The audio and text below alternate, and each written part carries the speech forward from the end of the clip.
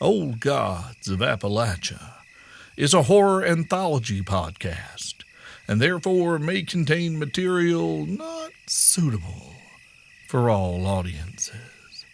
So listener discretion is advised.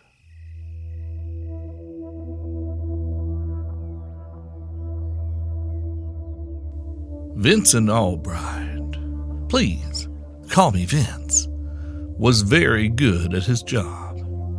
He worked in the legal department of the Cumberland Valley Authority, an entity which, while technically owned by the federal government, enjoyed little oversight by that body and operated for all intents and purposes as a private, for-profit corporation.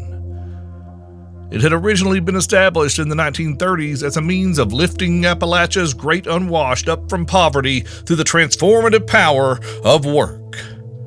Thousands of men were hired to begin construction on numerous projects that would harness the power of the region's waterways to bring electricity to its rural population, control flooding, expand roadways and bridges, and numerous other ventures that could, more or less, be deemed economic development.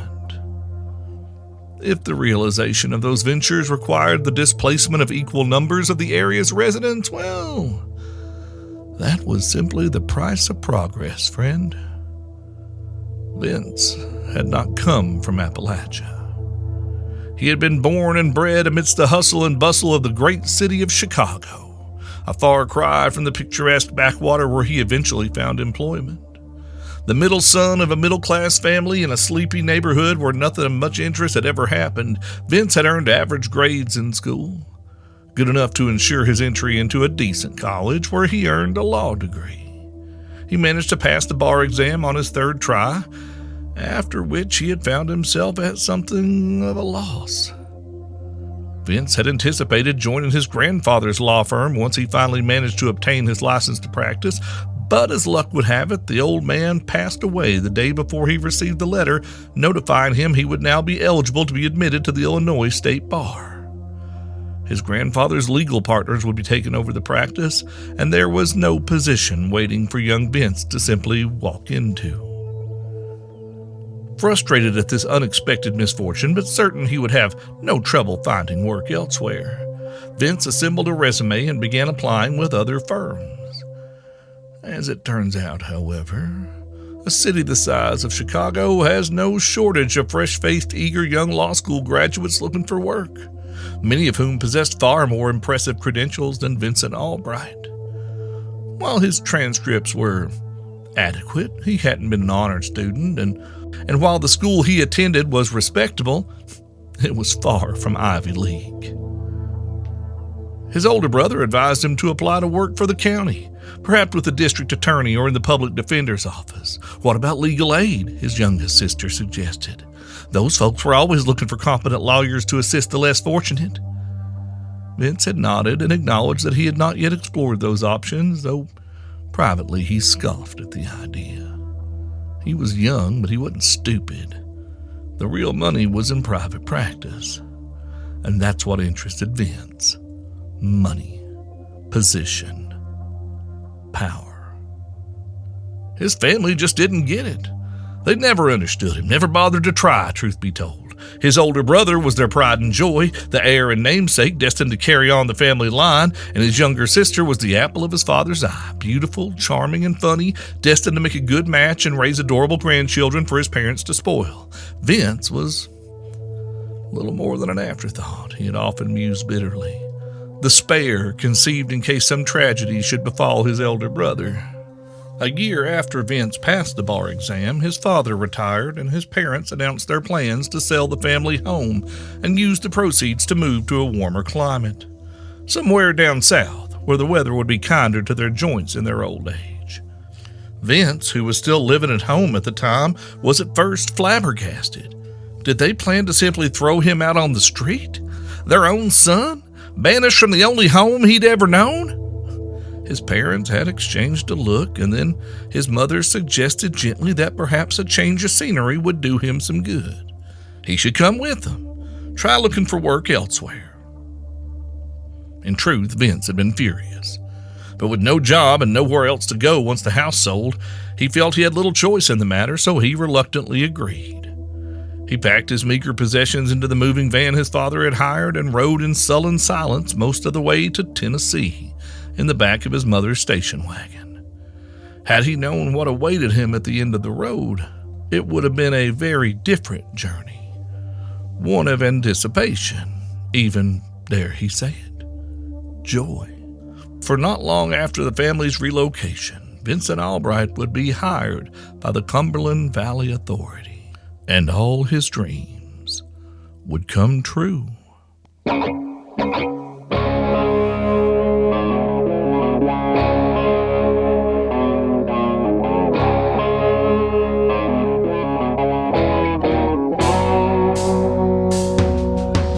When the walls close in and the light gets swallowed, and there ain't no place that feels like home,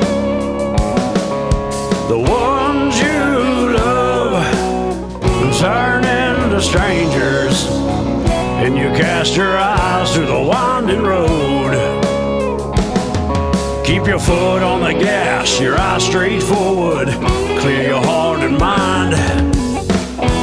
Best to leave them ghosts behind. When the hearth grows cold and home is nowhere, then you might as well. When darkness calls, run like hell.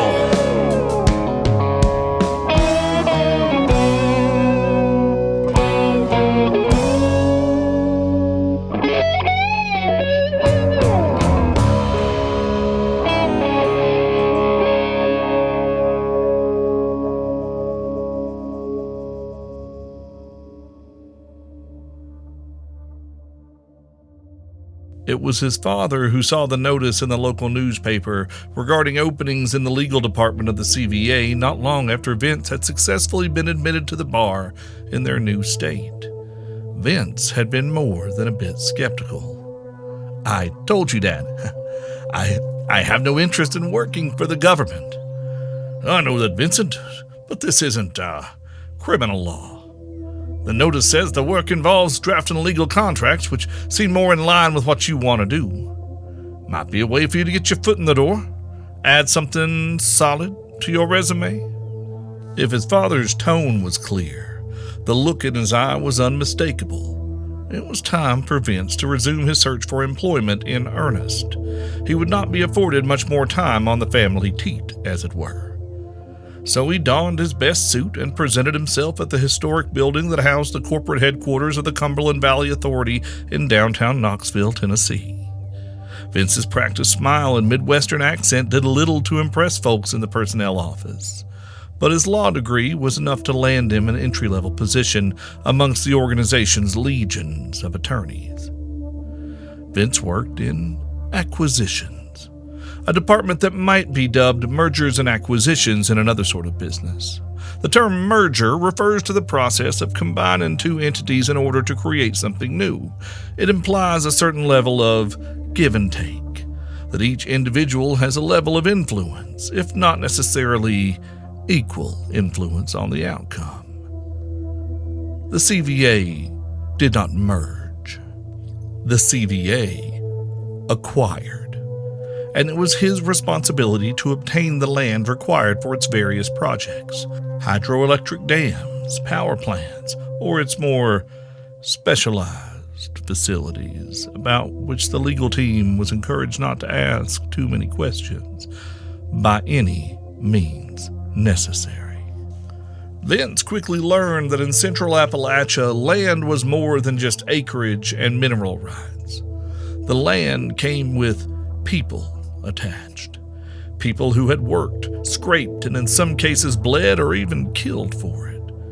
Family land might be another name for theft and murder in the annals of history, but in rural mountain life, land stayed in the family unless worst truly came to worst. While the desired territory cared little for its own bloody history, the people who called it home cared very much for their good names and reputations. If a family's land was precious, its name was sacred. These silly little backwood nobodies would rather throw themselves off the nearest strip job high wall than have their dirty laundry aired out for their friends and neighbors. So, Vince and the discreet investigator he employed for such tasks went looking for the stains that would never wash out. Affairs, shady business dealings, bad debts, these and more provided all he needed to get the CVA what it wanted. Pay off Mama's hospital bill in exchange for the back 40 of a family farm that hadn't turned a profit in 25 years? You look like a hero. Agree not to send the blurry black and white 8x10s of a local electrician and his mistress to the man's wife in exchange for accepting a lowball offer on your pathetic ancestral home, and you're a son of a bitch. It was all the same in the end to Vince Albright, the son of a bitch who got the job done, and one whose bosses were starting to notice. He'd successfully closed deals for every piece of property that came across his desk. Some had required more time and leverage than he preferred, but at the end of the day, he got the job done and the scope of the CVA continued to grow. After years of loyal service, Vince had eagerly anticipated the assignment which would finally carry him out of the realm of single homesteads and fallow pastures into what the agency referred to as classified acquisitions. He had no idea what made them classified, nor did anyone else in his department. When he reported to administration for the task that would secure this promotion, he was notified that a hold had been placed on the file. Classified cases required special clearance from management, as well as field training. The offices of Vince's division were located in the basement of the historic building on the corner of Market and Hill that had once served as the area's post office. From the outside, the corporate headquarters appeared a monolith of bureaucracy. Sheathed in East Tennessee marble, the old Italianate-style building was at once beautiful and all but invisible. The kind of place that faded into the background unless one had reason to set foot inside its hallowed halls. Within its confines, however, the offices of the Cumberland Valley Authority buzzed with activity. Workplace morale was very important to the CVA, and the organization fostered a culture of devotion approaching zealotry. The busy little bees that worked within its labyrinthine halls lived to serve their hive. On the lower level, lawyers hustled between their offices and the courthouse, drafting contracts and filing paperwork that would further the organization's goals. Accountants, bookkeepers, the typing pool, and other administrative staff organized and filed, drafted memos and correspondences, and otherwise ensured the apparatus of bureaucracy kept running on the fuel that fed its engines: paperwork. On the ground level, managers in neat and well-tailored suits negotiated deals and wrote checks to fund initiatives that would shape Central Appalachia for generations. Public relations staff welcomed the general public to press conferences and town hall meetings convened in stately rooms featuring marble floors and dark wood paneling. The second and third floors, well, those were the exclusive domain of the board of directors. From the lowest mailroom attendant to the president of the board, they worked not for themselves, but in service to the hive. Vince had never set foot on the staircase that led beyond the first floor until the day he was summoned to the second floor to meet his new supervisor in classified acquisitions, Miss Elmore. For such a monumental step in his career, he remembered little of it. He recalled thinking that the staff on the second floor were very different from his co-workers downstairs. Their clothing was immaculately tailored and looked expensive. Their grooming was impeccable. No stray hairs or shirts dotted with crumbs from a hastily consumed lunch. They were, for lack of a better word, beautiful. When he sat down with Miss Elmore, she had offered him tea. He knew he had accepted, but from there, his memory grew a bit hazy. He had a vague recollection of filling out and signing what seemed like reams of forms, and the next thing he knew, the workday was over and he found himself sitting in his car. His dreams that night had been strange. Shifting shapes pursued him through dense and tangled underbrush. He had run, and then tripped, and he had tried to seek shelter in an old house that loomed before him, but the front door was locked. He pounded on the door, begging for shelter, to no avail, and he looked up in horror as something massive and amorphous buzzed above his head and then swooped down to devour him. Vince woke up with a gasp. Soaked in cold sweat, his heart pounded with lingering terror. He shivered, mentally admonishing himself it was just a dream. It was just a dream. A good hot shower and a cup of coffee would put it out of his mind. When he arrived at the office, he found his desk had been cleared, his personal belongings carefully boxed up. A terse note rested on top, which congratulated him on his acceptance to the classified acquisitions team and informed him that his new office on the second floor wouldn't be ready until tomorrow. Today, he would complete his field training, which would be conducted by one of Miss Elmore's assistants, a man by the name of Sawyer. Now, Vince had anticipated a test of the skills he had demonstrated over the years. He expected he would be presented with a case file to work his way through, demonstrating the ruthless precision that had been his calling card throughout his career at the CVA. What he did not expect was to be driven to an old house located in a coal camp an hour and a half north of the city, across the Kentucky state line. Sawyer had little to say on their drive into the hills. When asked about their destination, he responded with only a non-committal grunt. Trying another tack, Vince wondered aloud what his training would be like, and the man only chuckled. If you're as ready as Miss L thinks you are, you'll know what to do when you get there. Everybody that works upstairs has passed the test, so just trust your gut and remember what brought you here. You'll be fine. The coal camp known as Red Rust was less than a ghost town. No self-respecting spirit would waste their afterlife haunting such a shabby place. Any remnant of the actual mining operation had long since been looted or collapsed into dust. A few rotting houses stared sightless from the edge of the road, their windows like the empty sockets of a skull. They turned onto a muddy back road and drove further into the woods than Vince Albright had ever been. He'd heard the jokes about places so far back in the hills they had to pipe in sunlight, but until now, he'd never fully understood. These were the sort of places that gave rise to tales of lost children and breadcrumb trails of gingerbread houses constructed by mysterious old crones to lure those children to their deaths, of murderous hunters and ravening wolves. When Sawyer pulled to a stop, Vince began to sweat. The slump-shouldered, decaying old relic that stood before them was the house from his dream. Somewhere at the edge of his hearing, something with skittering legs and 100,000 wings buzzed. We're here. Welcome to your field training, Mr. Albright. What is this? A joke? No joke, son. Working on classified cases requires a certain level of, internal fortitude. You won't just be dealing with stubborn hillbillies who won't let go of dear old Granny's homestead. There are certain properties the agency wishes to obtain that require a different approach, yeah. Miss L believes you have the stomach for such things, and she's rarely misjudged a candidate. Just get out of the truck and go knock on the door, son. Vince eyed the rotting structure nervously. If you don't want to, I can drive us back to the office and you can collect your things, but I'm afraid your previous position has already been filled. Go on, kid. You can do it. Vince swallowed and climbed out of the truck. His heart pounded in his chest as he slowly approached the moldering old ruin, that buzzing in his ears growing ever louder. The whole house seemed to groan underfoot as he stepped onto the sagging front porch.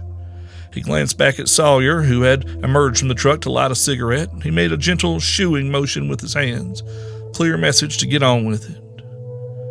Vince turned back to the house and raised his hand to knock. But before his knuckles could strike the rotting wood, the front door flew open. Without any conscious decision on his part, he felt his legs begin to move and he stepped inside. Behind him, the door swung quietly shut. Vince didn't even notice. He was too busy fighting the urge to gag as he stared around the room before him. Everything. The floors, walls, ceilings, furniture was covered in a foul black sludge, upon which writhed a legion of insects. There were too many wings, too many eyes, too many pinching mouths, too many of everything. Something long and many-jointed crawled across his shoe, and he startled, looking down to see millipedes, the length of black snakes scurrying through the inky substance. That buzzing sound came to him again, this time not faint, but close, much too close. Vince raised his eyes to the ceiling in mounting horror as the swarm descended, filling the air with a sound like 100 chainsaws whirring to life at once. He opened his mouth to scream, but before he could make a sound, they were on him, and Vincent Albright's training began in earnest.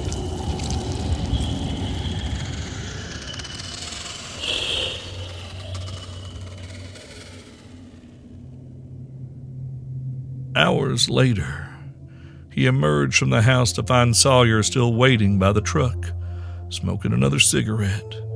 A tidy pile of butts rested on the ground near the pickup's front fender. "See now, wasn't so hard, was it? You ready to head back to town now, Mr. Albright?" What gazed back at Sawyer was still Vincent Albright, but more, so much more now. He had finally found a place where he was understood, a place where he belonged. He was part of something now, something bigger and better than he could have ever dreamed. A shape squirmed under his left eye, the outline of something small and skittering and terrible just under the surface of his skin. A wide smile spread across his face, and he stuck out his hand. "Please, call me Vince." Sawyer had returned the smile and shaken his hand. "Welcome to the team, Vince." That day still ranked amongst the proudest moments of Vince Albright's life, though there had been many triumphs in the years since. His achievements garnered praise from his superiors, and he had risen steadily through the ranks of the classified acquisitions branch of the CBA. He now directed a small but well-respected team within the department, all of whom he had personally trained. They, like he, were well known for successfully persuading even the most reluctant sellers to part with their properties that the hive deemed essential to its proliferation. He was known as a problem solver, the man to whom cases were frequently transferred when others failed. The Mavisdale assignment had landed on his desk after a handful of his co-workers had been unsuccessful in obtaining the property. The current owner, Mr. Collins, Raj, had decided he wanted to be a problem. He wanted to be a pain. Vince's research into Raj's background had unearthed no hidden skulls in the man's closet. There was that incident with the client he had assaulted while employed by the county's Department of Social Services, but that had been a messy and very public incident that everyone knew about and most sympathized with. The report did indicate that he had recently divorced, so Vince had first directed one of his subordinates, Miss Thompson, to reach out to the man. Luella Thompson could be very persuasive when circumstances warranted. She was vivacious and pretty, and above all, adaptable. The woman had a knack for recognizing exactly what sort of girl appealed to a man and inhabiting the role with all the skill of a Broadway actress. Her talents had proved invaluable in acquiring signatures from lonely gentlemen who had otherwise declined to part with their possessions. Raj had proved immune to her charms. Hell, Luella hadn't even had the opportunity to employ her many whiles. He wouldn't even have a conversation with her. He just hung up whenever she called. It was rude, and Vince couldn't abide rudeness. It was unnecessary, it was uncouth, it was infuriating. So Vince had paid the man a personal visit. While Miss Thompson had her place, she was only one of the many tools he could bring to bear. The first among these being his own formidable skills at persuasion, or failing that, compulsion. But Chip Collins had proved recalcitrant. That was less than ideal, but it was certainly well within the scope of Vince's capabilities to handle. You want to play hardball, Raj? Okay then. Game on.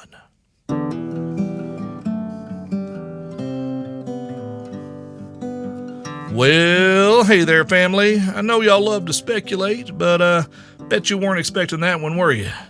Well, if you were, gold star for you. I wonder what the swarm has in store for poor old Chip. Guess you'll have to come back next time and find out. Y'all, we are less than a week away from hitting the road for our 2025 tour dates. Friendly reminder, family, that we are only performing a handful of live shows this year. So if you want to see us, you better get those tickets now. Head on over to oldgodsofappalachia.com/tour to secure your seat today. And this is your good Lord. Vince was bad enough before he got took. How does Cam make character so despicable? Reminder that Old Gods of Appalachia is a production of Deep Nerve Media and distributed by Rusty Quill. Today's story was written and produced by Cam Collins and Steve Shell. Our theme song is by Brother Landon Blood, and our new outro music is Stone's Throw by John Charles Dwyer. We'll talk to you soon, family. Talk to you real soon. Same questions that I've carried my whole life, and I lost how I get here, but I always know I'm a stone's throw to the window, the person I'm trying to be. I'm trying to be good. I'm not sure if I need a smaller heart or thicker skin, 'cause I'm tearing apart. Well, I've choked down so much blood to make myself worth it that I don't know the difference in hunger and purpose anymore.